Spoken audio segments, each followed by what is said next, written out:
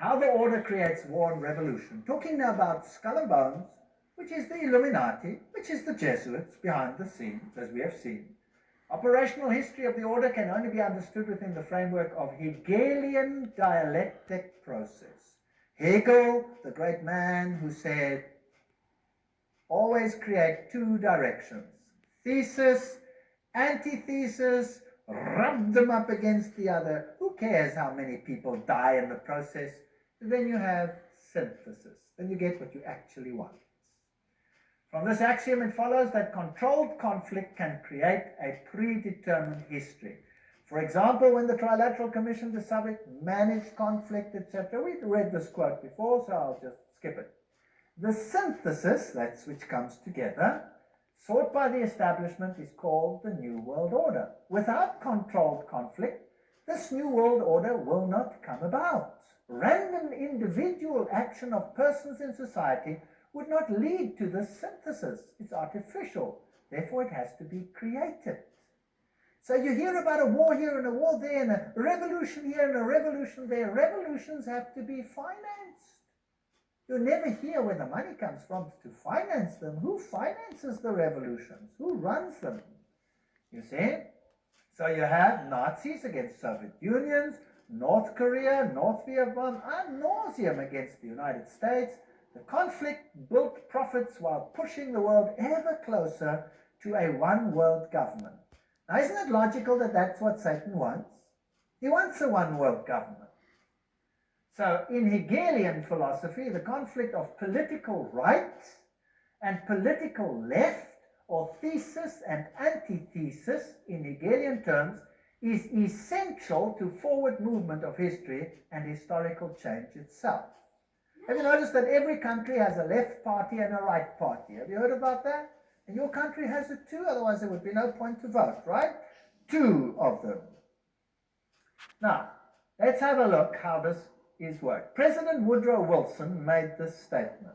This is now a president speaking. Some of the biggest men in the United States in the fields of commerce and manufacturing know that there is a power so organized, so subtle, so complete, so pervasive, that they had better not speak above their breath when they speak in condemnation of it. Aha, so here is a power that controls things.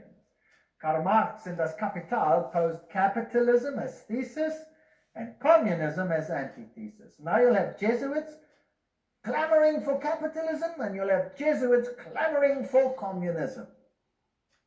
The clash of opposites must, in the Hegelian system, bring about a society neither capitalist nor communist. That's synthesis. Moreover, in the Hegelian scheme of events, this new synthesis will reflect the concept of the state as God and the individually as totally subordinate to an all-powerful state. If you don't do what the state says, sizzle fits. That's what Adolf Hitler practiced. 2.5 million Germans, sizzle fits, gone. What then is the function of Parliament? Now take note, I'm not saying this, I'm reading it. I get criticized for this statement. You cannot believe. Please don't criticize me. Write to these people. I'm just quoting. What then is the function of a parliament, a congress, for Hegelians? These institutions are merely to allow individuals to feel that their opinions have some value and to allow a government to take advantage of whatever wisdom the peasant may accidentally demonstrate.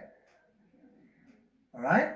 Now let's see how Hegel puts it himself. This is now the great philosopher Hegel, where the politicians bow down to him. He says, by virtue of this participation, subjective liberty and conceit with their general opinion, individuals, can show themselves palpably efficacious and enjoy the satisfaction of feeling themselves to count for something.